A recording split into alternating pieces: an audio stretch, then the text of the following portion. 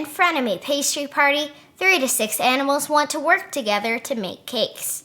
Well, want to and work together are exactly true. Let me show you what I mean. Before that, I wanted to let you know that Mizo Games provided this in exchange for an honest review.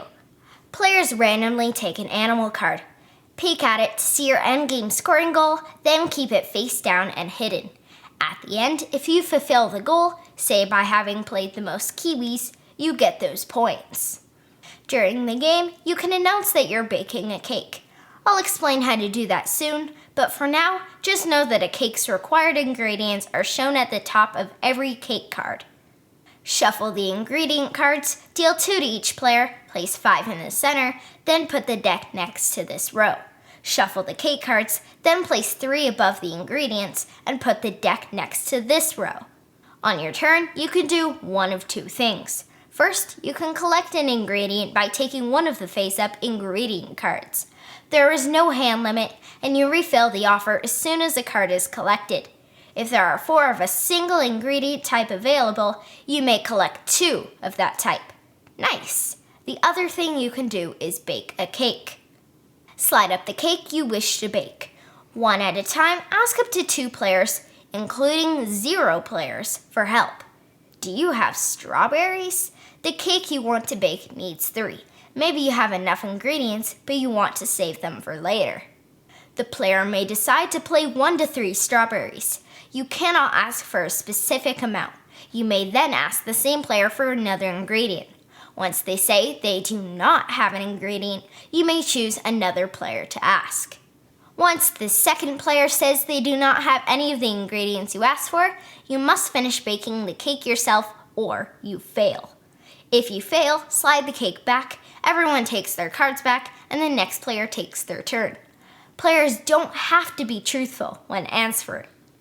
Now you know why this is called Frenemy Pastry Party.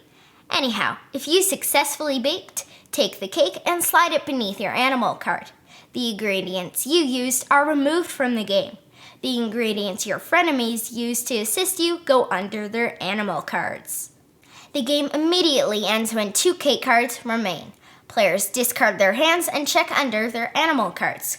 Completed cakes are 5 points. Ingredients are 1 point each. Don't forget to check your animal cards bonus. The winner is the player with the most points.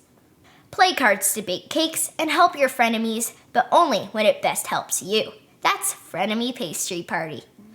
Depending on how much everyone helps out one another and/or races to complete cakes, Frenemy Pastry Party can be as short as 15 minutes or as long as 30 minutes. As always, this includes setup and takedown. You have a hand of cards, as well as 1 secret card atop a growing stack. As long as you have space for the offer and cakes, you're good. Depending on how big it is, all 6 players might be able to play on a coffee table. There's no reading, and math is addition of single and low double digits in endgame scoring.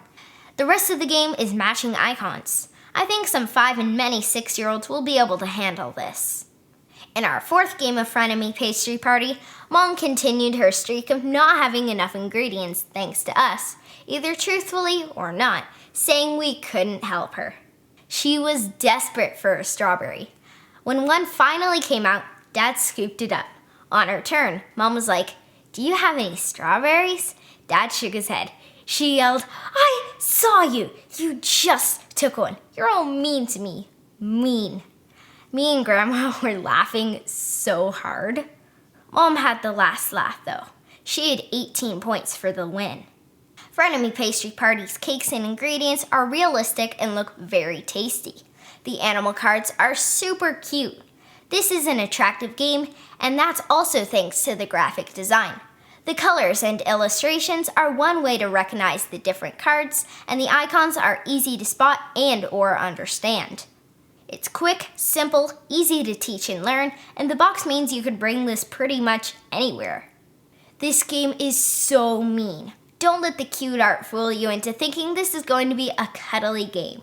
It's called Frenemy Pastry Party for a reason. Sure, you're happy to help a friend because you want those points, but if you deny them, you can bake a cake to score even more points. For a simple game, there are definitely some decisions. If you have a group of mixed ages and/or languages, Frenemy Pastry Party could be a good choice if they don't mind nastiness. Honestly, I think this would be perfect for classrooms to play during recesses or free time. The art and simple but mean gameplay would probably appeal to a lot of kids as long as they don't get frustrated easily. This game needs more people. If you're only ever going to play with 3 people, skip this. Lying is a big part of this game. Parents who feel their kids don't know the difference between bluffing in-game and in life might want to hold off. Otherwise, I think families with young kids should check this out.